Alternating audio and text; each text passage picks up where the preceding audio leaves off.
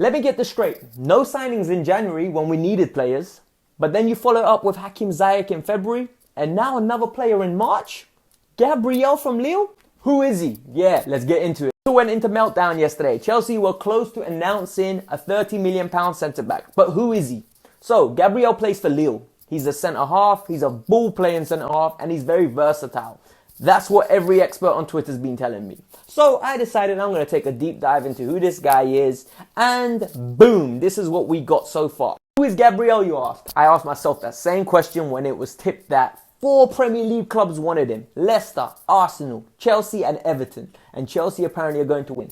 Well, he's a Brazil under-20 international. 3 caps for Brazil, so in my opinion, not a very hot prospect at this moment in time. He could be one of those late burners.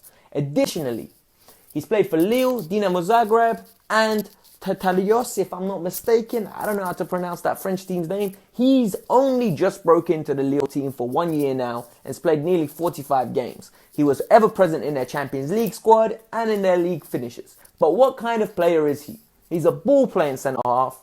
He's fairly good at positioning and he's not very quick. That's what I'm gathering from his stats. I have personally never seen him play live. I didn't notice him when we played against them in the Champions League, so I can't even lie to you. But let's get into the stuff that everyone does. FIFA ratings first. As you can see, his ratings are right here. And I'm not going to lie to you, it doesn't look promising. 73 overall, his passing doesn't look great. 51. Physically, he's very imposing. He's not very quick, hasn't got much pace. So it makes me question, have FIFA got this drastically wrong? Or are all these experts just Twitter experts?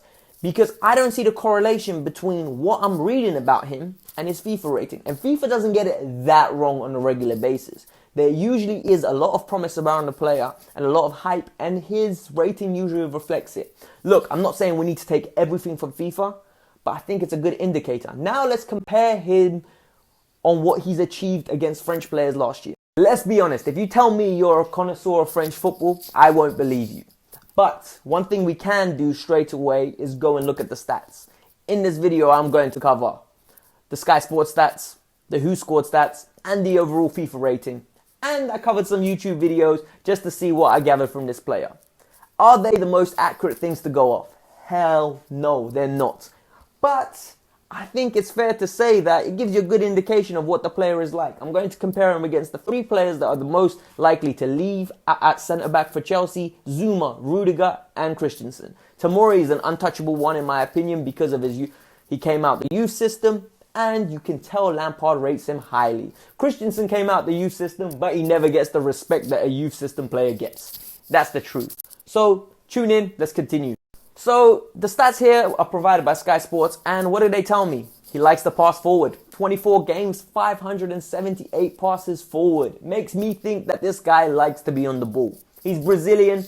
Reminds me of a certain other Brazilian that played for us with curly hair, wavy player, David Luiz. Always liked to play forward. So it tells me Gabriel is comfortable on the ball. He's won 67% of his duels. Makes me feel like he's a strong centre-half. Additionally, he likes to pass.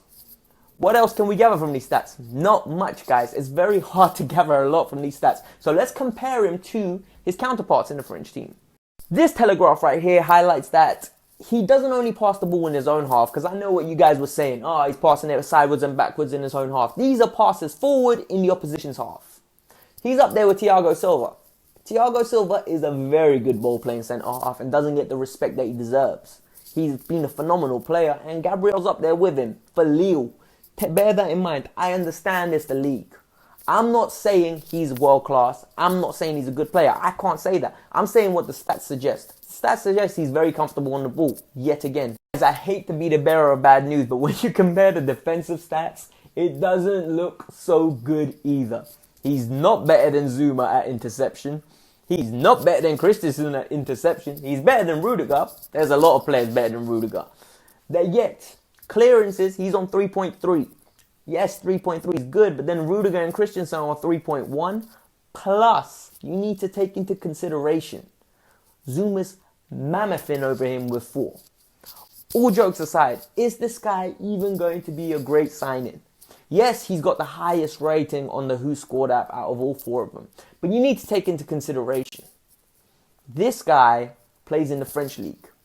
This is a decent outlay of money. So it makes me ask the question, would Ake not be the smarter option? Would Ake not be the smarter alternative?